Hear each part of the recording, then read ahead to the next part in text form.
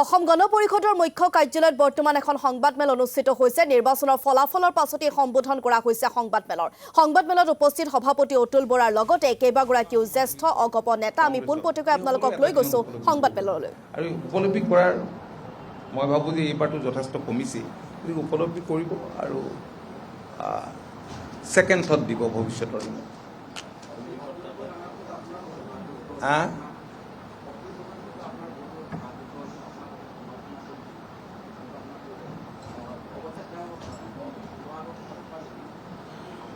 জনতাৰ ৰাইট, জনসাধাৰণৰ right, mandate, জনসাধাৰণৰ ৰাইট মানি ল'ব লাগিব। আমি মানি লৈছোঁ।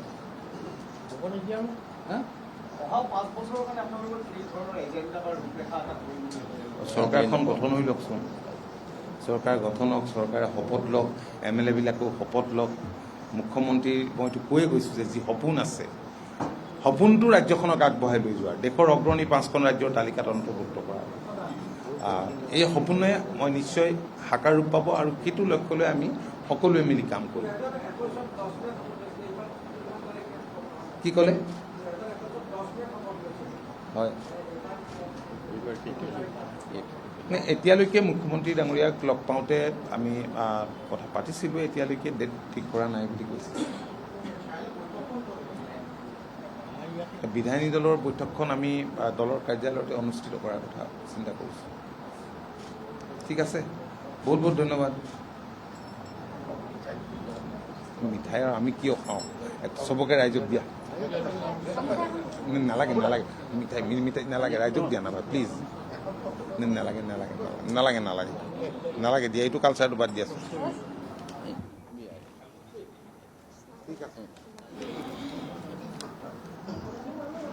সাংবাদিক বন্ধুসকল, পোনপ্ৰথমে আপোনালোক আটাইকে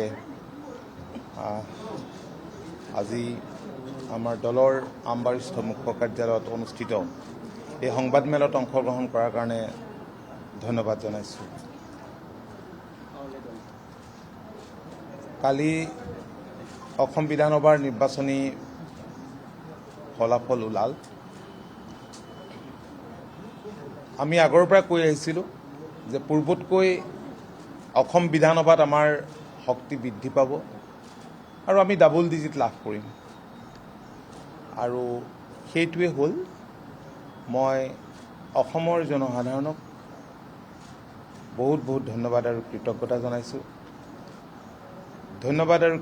জনাইছোঁ। ভাৰতীয় জনতা পাৰ্টি,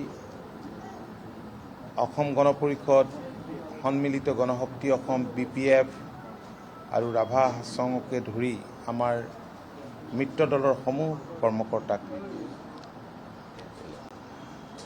আমি আগৰে পৰা এটা কথা কৈছিলোঁ যে এইবাৰ NDA অপ্ৰতিৰোধ্য আৰু পূৰ্বতকৈ অধিক আসন লৈ এইবাৰ BJP নেতৃত্বত মিত্ৰজোঁটৰ চৰকাৰ ৰাজ্যখনত হ'ব।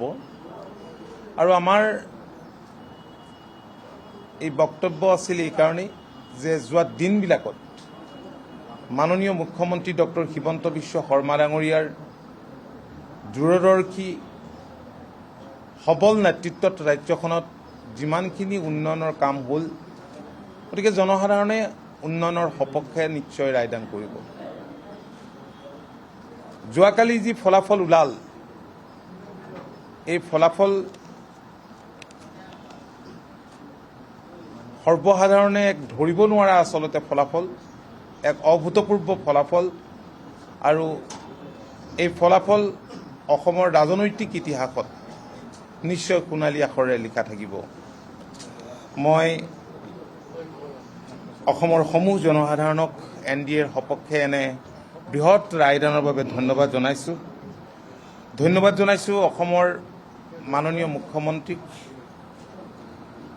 তেখেতৰ যি কঠোৰ শাৰীৰিক মানসিক পৰিশ্ৰম যোৱা দিনবিলাকত আমি সকলোৱে প্ৰত্যক্ষ কৰিলোঁ, তাৰ এই ফল।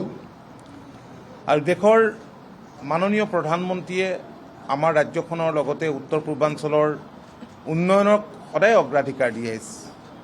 তেখেতৰ সবল গাইডেন্সত, অমিত শ্বাহ ডাঙৰীয়াৰ সবল গাইডেন্সত আজি ৰাজ্যখনত যিমানবোৰ উন্নয়ন আৰু বিকাশ হ'ল, এনে বিকাশ আৰু উন্নয়ন অসমৰ মানুহে কেতিয়াও দেখা নাছিল। মুখ্যমন্ত্ৰীৰ সপোন যে আমাৰ ৰাজ্যখন দেশৰ অগ্ৰণী 5খন ৰাজ্যৰ তালিকাত অন্তৰ্ভুক্ত কৰিব লাগে আৰু সেই দিশেৰেই চৰকাৰখন যোৱা সময়ছোৱাত দ্ৰুতগতিত ধাৱমান হৈছিল আৰু এই নিৰ্বাচনী ফলাফলে মাননীয় মুখ্যমন্ত্ৰীক আৰু আমাৰ আটাইকে শক্তি দিছে, সাহস দিছে, দুগুণে উৎসাহ বৃদ্ধি কৰিছে আৰু আমি নিশ্চিত যে মাননীয় মুখ্যমন্ত্ৰী ডক্টৰ হিমন্ত বিশ্ব শৰ্মা ডাঙৰীয়াৰ নেতৃত্বত অনাগত 5টা বছৰত ৰাজ্যখনৰ দ্ৰুত বিকাশ সম্ভৱ হ'ব। তেখেতৰ যি সপোন আছিল যে আমাৰ ৰাজ্যখন দেশৰ অগ্ৰণী 5খন ৰাজ্যৰ তালিকাত অন্তৰ্ভুক্ত হ'ব লাগিব আৰু সেই সপোনে নিশ্চয় সাকাৰ ৰূপ পাব। মই বেছি আজিৰ দিনটোত নকওঁ আৰু মই বিশ্বাস ৰাখিছোঁ যে ইনফ্ৰাষ্ট্ৰাকচাৰেই হওক বা বেলেগ বেলেগ খণ্ড, কৃষি খণ্ড, শিক্ষা খণ্ড, স্বাস্থ্য, লোক নিৰ্মাণ, ইৰিগেশ্যন, এই সকলো মূল যিবিলাক খণ্ড আছে এই খণ্ডবিলাক দ্ৰুতগতিতে এই খণ্ডবোৰে ৰাজ্যখনৰ উন্নয়ন আৰু বিকাশ ত্বৰান্বিত কৰিবৰ কাৰণে আমাক যিহেতু সাহস আৰু শক্তি দিছে আৰু এতিয়া যোৱা সময়ছোৱাত যিখিনি হৈছিল আধৰুৱা কামবিলাক বাকী সময়ছোৱাত সম্পূৰ্ণ হ'ব। আৰু এটা কথা ৰিজাল্টে প্ৰমাণ কৰিলে যে কংগ্ৰেছৰ ভৱিষ্যত শূন্য, কাৰণ কংগ্ৰেছে আমাৰ ৰাজ্যখন দীৰ্ঘদিন ধৰি শাসন কৰিছিল। এই কথা আমি সকলোৱে কৈ আহিছোঁ। স্বাধীনতাৰ পিছত দীঘলীয়া সময় আমাৰ ৰাজ্যখন শাসন কৰিবৰ কাৰণে কংগ্ৰেছক অসমৰ জনসাধাৰণে সুবিধা দিছিল। কিন্তু আমি যোৱা দিনবিলাকত প্ৰত্যক্ষ কৰিছিলোঁ যে এটাই লক্ষ্য, কেনেকৈ নিজৰ ভোট বেংক শক্তিশালী কৰিব পৰা যায়। দুৰ্নীতি ভ্ৰষ্টাচাৰৰ কথাটো আছেই, বিদেশীৰ অবাধ প্ৰব্ৰজনক সদায় উচতনি দিছিল। এতিয়াও কংগ্ৰেছৰ সেই চৰিত্ৰ যোৱা নাই আৰু সেইকাৰণে নিৰ্বাচনী ফলাফল এনেধৰণৰ হৈছে। আৰু বাকী যিকেইটা আঞ্চলিক দলে প্ৰতিদ্বন্দ্বিতা কৰিছিলে, যিকেইটাই আমাৰ নামৰ দৰে প্ৰায় একেধৰণৰ নাম লৈছিলে যে অসম গণ পৰিষদক এটা ৰামটাঙোন দিওঁ, আচল আঞ্চলিক ৰাজনৈতিক দল সেইটোৱে। সেই দলটোক অসমৰ মানুহে ৰিজেক্ট কৰিলে, কাৰণ 860জন শ্বহীদৰ হত্যাকাৰীৰ লগত যেতিয়া কোনোৱে আঞ্চলিক দলৰ নাম লৈ পেলাই সম্পৰ্ক কৰে বা ঐক্যবদ্ধভাৱে নিৰ্বাচনত অৱতীৰ্ণ হয়, তাৰ ফল যে এনে হ'ব আমি পূৰ্বে ধাৰণা কৰিছিলোঁ। আৰু সেইকাৰণেই এইবাৰ আপোনালোকে সকলোৱে দেখিলে যে 82 ভাৰতীয় জনতা পাৰ্টীয়ে পালে, অসম গণ পৰিষদে 10খন আসন পালে, পূৰ্বতকৈ এখন আসনৰ সংখ্যা বৃদ্ধি হ'ল। BPF 10খন পালে, তৃণমূল কংগ্ৰেছে 1খন পালে আৰু AIUDF 2খন পাইছে আৰু AJP এটা বিগ জিৰ' পাইছে। মই আৰু বিশেষ আজিৰ দিনটোত একো নকওঁ। আজি ভাৰতীয় জনতা পাৰ্টীৰ কাৰ্যালয়লৈকে আমি যামগৈ 4টা বজাত। ভাৰতীয় জনতা পাৰ্টীৰ নেতৃত্ব তাত উপস্থিত থাকিব। ভৱিষ্যতৰ দিনত আমি আকৌ লগ পাম।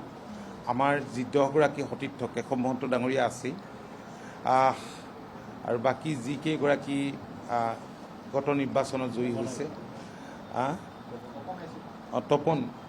তপনেতো বহুত মাৰ্জিন লৈ জয়লাভ কৰিছে। তপন দাসে ঠিক আমাৰ গুৱাহাটী মহানগৰৰ কাষতে হাজোৰ প্ৰকাশ চন্দ্ৰ দাস আছে, তেজপুৰত পৃথ্বীৰাজ ৰাভা, টিয়কত বিকাশ শইকীয়া, বজালীত ধৰ্মেশ্বৰ শইকীয়া,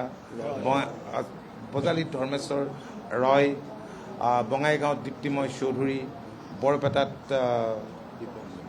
দীপক কুমাৰ দাস, বিলাচীপাৰাত জীৱেশ ৰয়। তাৰ ভিতৰতেই এইবাৰ নতুন কেইবাগৰাকীও আহিছে। আমি আগতে বিধায়ক হৈ থকা মই, কেশৱ মহন্ত, পৃথ্বীৰাজ ৰাভা, টিমুই চৌধুৰীৰ বাহিৰে বাকী 6গৰাকীয়ে নতুন। মই তেখেতলোক আটাইকে আন্তৰিকতাৰে অভিনন্দন যাচিছোঁ। আমি আটাই ঐক্যবদ্ধভাৱে অনাগত দিনত ৰাজ্যখনৰ স্বাৰ্থৰ হকে আমি নিস্বাৰ্থভাৱে কাম কৰিবলৈ আমি সংকল্প গ্ৰহণ কৰি আৰম্ভণিৰ দিনটোৰ পৰাই আমি কেনেদৰে আমাৰ নিজৰ সমষ্টিৰ লগতে সামগ্ৰিকভাৱে ৰাজ্যখনৰ বিকাশ আৰু অসমত বসবাস কৰা সকলো জাতি জনগোষ্ঠীৰ ধৰ্মাৱলম্বী লোকক যাতে আমি প্ৰকৃত সেৱা দিব পাৰোঁ, ন্যায় দিব পাৰোঁ, তাৰ কাৰণে আমি কাম কৰিবলৈ আন্তৰিকতাৰে চেষ্টা কৰিম। মই আমাৰ দলৰ মাননীয় কাৰ্যকৰী সভাপতি কেশৱ মহন্ত ডাঙৰীয়াকে ধৰি মই কেওগৰাকী আমাৰ নৱনিৰ্বাচিত সতীৰ্থক আন্তৰিক শুভেচ্ছা জনাইছোঁ আৰু অভিনন্দন জনাইছোঁ। আৰু আপোনালোকেও আজিৰ দিনটোত আমাৰ সৈতে অংশ লোৱাত আপোনালোককো বহুত বহুত মই ধন্যবাদ জনাইছোঁ। অসমৰ ৰাইজক আমি আপোনালোকৰ জৰিয়তে অশেষ ধন্যবাদ আৰু কৃতজ্ঞতা জনাইছোঁ। ৰাইজে নখ জোকাৰিলে নৈ বৈ বুলি এটা কথা আছে। অসমৰ জনসাধাৰণ ৰাজনৈতিকভাৱে খুব সচেতন। যোৱা দিনবিলাকত আপোনালোকে প্ৰায় এমহীয়া চৰকাৰ এখন দেখিলে, তাত মন্ত্ৰীকো দেখিলে, বহুত কিবা কিবি দেখিলে, শুনিলে, বহুতে এটা সুকীয়া ধাৰণাও লৈছিল। সেইবিলাক